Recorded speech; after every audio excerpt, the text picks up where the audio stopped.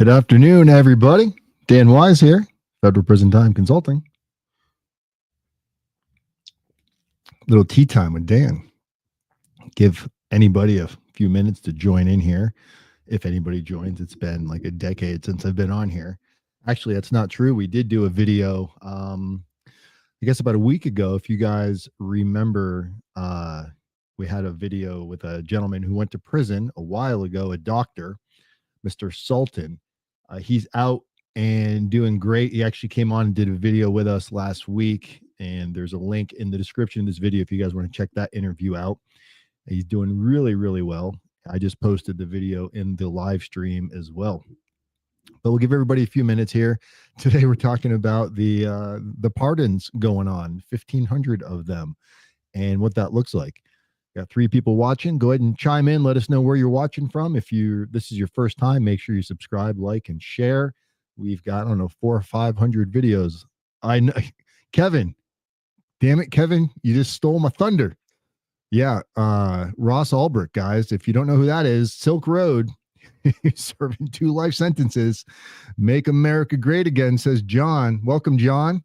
But yes, Kevin, absolutely right. We're actually going to do a video on that next week because I was wondering what that was going to play out. Apparently Fauci's pardoned too, in case he's committed any crimes back to 2004 or something like that.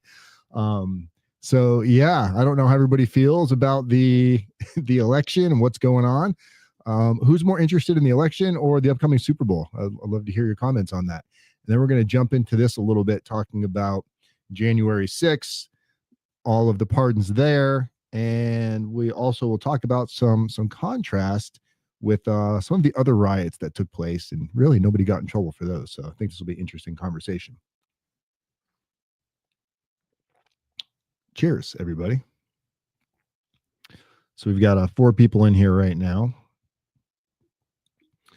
All right, so we're just kind of jump into this. So let's talk about something that everybody is riled up about right now. President Trump just dropped a giant bombshell pardoning over 1,500 individuals for the January 6th Capitol riots.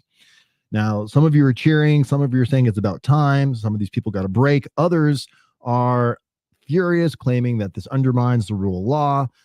But here's a twist. Let's compare what happened in Kenosha. If you guys remember what happened in Kenosha, I think it was August 2020. And with all the businesses that were burned to the ground, lives were turned upside down. And guess what? Most of those rioters never faced any charges. And if they did, charges were probably dropped. So we want to talk about the contrast on that a little bit. And we'll give everybody a few more minutes to join in here. And we've actually got some clips that we're going to pull up in case you don't know what happened over there in Kenosha back in August 2020, I believe. With after the officer, I forgot the gentleman's name, he shot him like 5 times, 7 times in the back, which is horrible. No excuse for that at all. But I don't believe some faulty officers justify going and burning down cities and business owners and, causing chaos and havoc for people that live in those areas. It doesn't seem like that's quite what we should be doing when we're trying to hold our government accountable. Let's go ahead and open up that video here for those of you that have not. So this is going to be a side-by-side video of the Capitol riots and the actual riots that took place over in Kenosha. So let's go ahead and pull that up, share that, and we'll talk about that as soon as that's done playing. Fire warning. Going to try and get compliance, but this is now effectively a riot. 49 hours declaring it a riot. 5 to 50 be advised, County Police 1 advised they're trying to breach and get to the Capitol.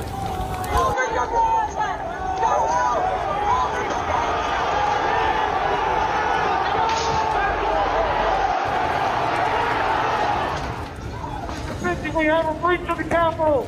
Breach of the Capitol!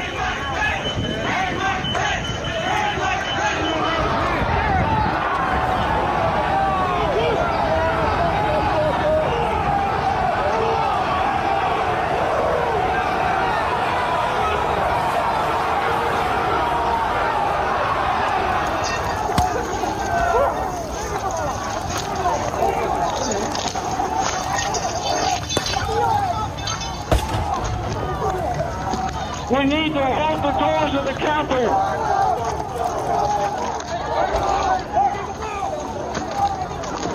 I need troops support.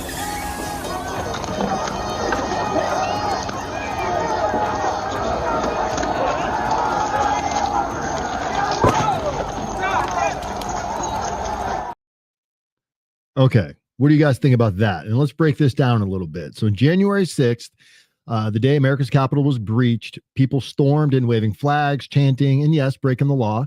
But the harsh sentences that followed, some got years in federal prison for obstruction, trespassing. And the kicker is over in Kenosha, we saw businesses destroyed, families ruined, and countless lives disrupted. Now, how many of those people faced justice over there? Hardly any.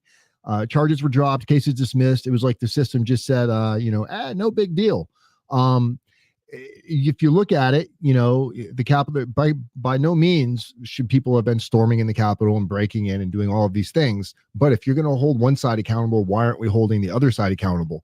When you look at the video that took place over in Kenosha, I mean, it was just violence on top of violence. And a lot of people are going to say, oh, well, they were attacking officers over in the Capitol riots. Officers didn't even show up in Kenosha. They got ran out. It was just citizens dealing with citizens. The only people that were protecting any businesses or homeowners' rights were other local pedestrians basically out there in the streets that were holding their own weapons, like maybe Kyle Rittenhouse. This waving flags versus Molotov cocktails. Kevin, I mean, a lot of people make jokes about this. And of course, the left versus the right is always going to be up for controversy, but this should not be a left versus right thing. If we were going to hold the people that stormed the Capitol accountable the way we did, some of these guys that were storming the Capitol got 20 years in prison, where most of the people that had any kind of charges brought against them over in the Kenosha riots, the unrest, these people didn't even either get charges or charges were dropped. So I just don't see where the where the middle of the ground there even lies. Now, where it gets spicy, if you're outraged about the January 6th pardons, but you're silent about Kenosha, I've got to ask you, where does the sense of fairness? Because it looks like justice in America depends on what side of the political aisle that you're standing on. Riots are riots, or are they just bad when it's the other team doing it? It's kind of like a lot of people pick their politics the way they pick their football team. If you're born like me, I'm a Buffalo Bills fan. Go Bills. Maybe this is their year. But as a Buffalo Bills fan, rain or shine, from the 90s to 2025, I'm still a Bills fan. No matter who's the quarterback, no matter who's playing, no matter who's the coach. The only team that, if I would have been a follower of the sports team, Philadelphia Eagles, I probably would have jumped off of that one, just because if you guys know anything about me, I have a huge compassion for animals, and the whole Michael Vick thing and how they stood behind him after he tortured the dogs and killed dogs, that for me was a little bit too much. But aside from that, whatever your football team is, that's an emotional pick. Unfortunately, a lot of people pick their politics on the same balance, where they're just looking at it, this is the way I was raised, this is what I know, I can't change my mind, that makes me look weak. I don't think a lot of people really pay attention to what's going on and how it's affecting them. The last 4 years have just been, that's part of the reason why I haven't really been on here a lot. The last 4 years have just been so fucking upside down that I'm afraid to come online and say anything. I'm afraid to come view my opinion, because, cancel culture is a real thing, and nobody wants to get canceled, especially when you have something that's your livelihood. So paying attention to what we say online now has become extremely important. I mean, look what they're doing to Elon Musk. He held up his arm, and now he's being compared to like Hitler, when there's videos and pictures of every other politician, left and right, doing the same damn salute. Has nothing to do with Hitler.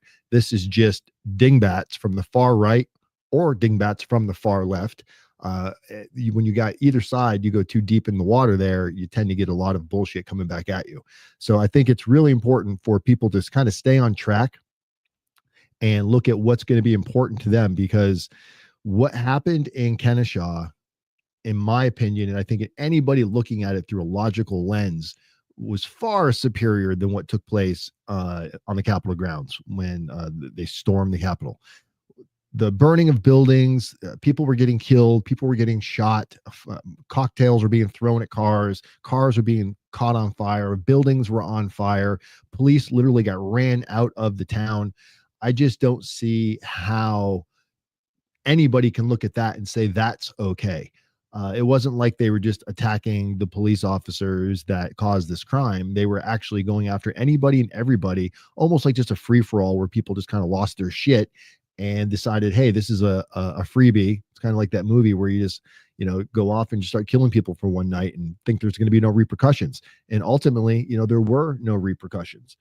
Moving on here. Now, I'm not here to say that one side is right and the other one is wrong, but if you're going to tell me that burning down businesses is less destructive than storming government buildings, I think you have to be kidding yourself. Justice isn't supposed to pick sides. It's supposed to be blind. So why does it feel like some people are getting a free pass while others are being thrown to the wolves? Drop a comment. Especially if you oppose this, I would love to hear your perspective, your argument from your side as to why you don't think it's fair that the J6ers got pardoned. I think a lot of it is evening the playing field. A lot of the people that didn't get in trouble for the Kenosha riots, there was no repercussions at all for the majority of them. So by pardoning the 1,500 individuals that took place over here at the January 6th riots, I think it's just leveling the playing field a little bit. It's making a little bit more common ground, a little even to kind of tilter the playing board back to even. And if you take a step back and look at the bigger picture, people on both sides made mistakes. They got caught up in the heat of the moment, and now they're paying for it. But here's the thing. Pardons aren't about excusing bad behavior. They're about mercy, redemption, a chance to move forward. Do we really think that the January 6th rioters, that they don't deserve the same chance, especially when others walked away scot-free in Kenosha? I think that we absolutely should be pardoning them. It's not like they went in and shot up a family or burned down cities or burned down buildings. I think it's you need to look at it with an open lens, guys. So here's your challenge: if you stop thinking red and blue and start thinking black and white, justice and fairness. If we're going to condemn one group for rioting, let's hold everyone to the same standard. Pardons for January 6th might make you uncomfortable right now, but maybe it's exactly the point. Real justice isn't about comfort. It's about courage. And yes, I'm reading my notes in case you can't tell while I sip my tea. Juan, you probably could have gotten a pardon if you didn't go on repeat behavior. Race car Juan. What's going on, brother? How have you been? It's nice to see some of you in here. I haven't seen you guys in a while. Don't forget, I posted this earlier. This is you can actually go click on the description of this video. If you guys remember Sean Sultan, he went to federal prison. He was a doctor that went to prison a few years back. He just got out. Well, he didn't just get out. He's been out for a while. He just got off of paper. He's off of probation and everything now. He's doing fantastic. He's back on top. We just did a video with him, a live stream video with him. And you can go click on that link that I just posted. You should see it. Yeah, it's there. It's in the description of the video. Sean Sultan's update video. Great video, great guy. Had a blast talking to him. He is a Baltimore Ravens fan, so we actually did have a friendly bet going. So we're going to do another video, and unfortunately, he's going to be wearing either some really anti-Baltimore gear or some totally pro Buffalo Bills gear. Go Bills. This is our year, I hope, unless KC stomps us again in next playoff. Kyle, hey, what's going on, Kyle? How are you, bud? Kyle doesn't see, but he hears. I remember you, Kyle, our blind friend from another mother. Kyle's blind, but he's I bet from the first time I heard from you, Kyle, which has been years now, I imagine the technology is even better now for you to be able to communicate and hear on YouTube and other platforms. We saw everybody melt down a couple of days ago when Twitter went silent for a couple hours. I just saw the message board and every social media platform just light up. Did I say Twitter? I meant geez, my mind's going, on me over here. TikTok went a little hectic there the last couple of days. Juan, I need to call you, talk about getting rights back, especially the second. I'm working on the same thing, Juan. It is very possible. We could talk about your case and see if it's possible for you too. For the right price, anything's possible. So let's hear from you. Were these pardons justified, or do you think justice was undermined? Drop your thoughts in the comments. Let's keep the conversation going.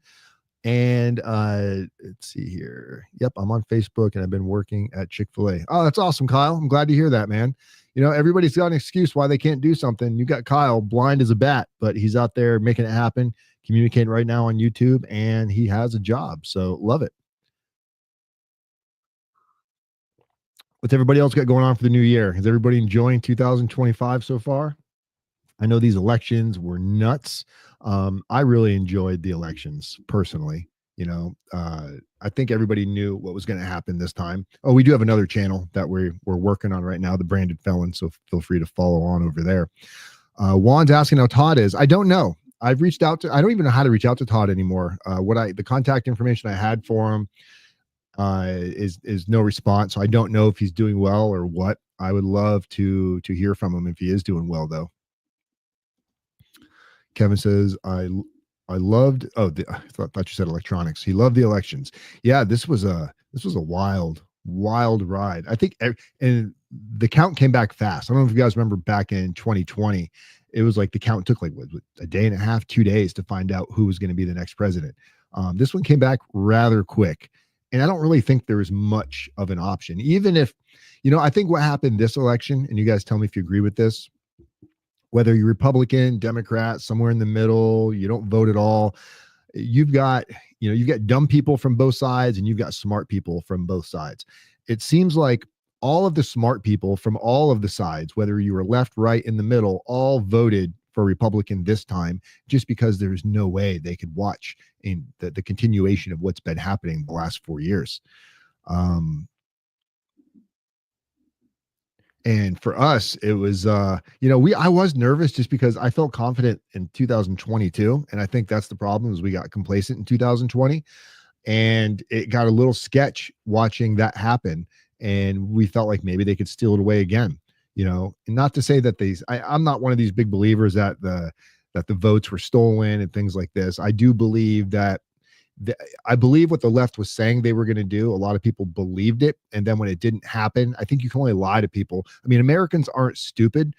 We might tend to believe things because we believe genuine. But at the same time, if you continue to lie and continue to do the same thing over and over again, at some point, we're going to wake up and say, okay, you're not following through with your end of the deal. So I don't think there was anything that the left could have done. And then when Kamala Harris stepped in, it was pretty much over. If you look at that flip-flop, everything she's ever done, she's got no backbone of policy. Every policy she's supported, it changes with the wind. It always supports whatever her agenda is at the moment. She was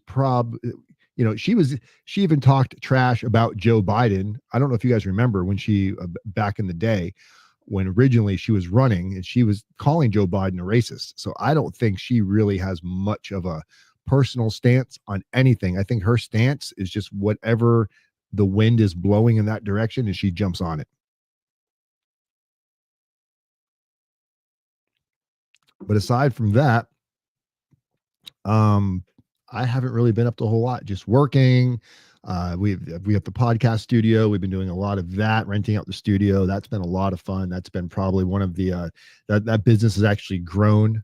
We still do the prison consulting. It's not as busy ever since COVID. The prison consulting has not been as busy. A lot of people kind of they got freaked out when the elections happened. There was no rush. Indictments were pushed way back. And then January 6th happened and it spiked a little bit. We had a lot of clients coming over that got caught up in the COVID scandal where, taking SBA funds and PPP funds and, misrepresenting their paperwork to get those funds. So that did bring in a little bit of business, but we haven't been pushing a lot of the business. Like I said, I've been trying to avoid going online. It's just been so aggravating, and to come online and really say what you're thinking sometimes, it's a challenge because it can be taken out of context so quick. And before you know it, your accounts are shut down. You've got hate mail coming your way, maybe worse. We had somebody in Yakima, Washington,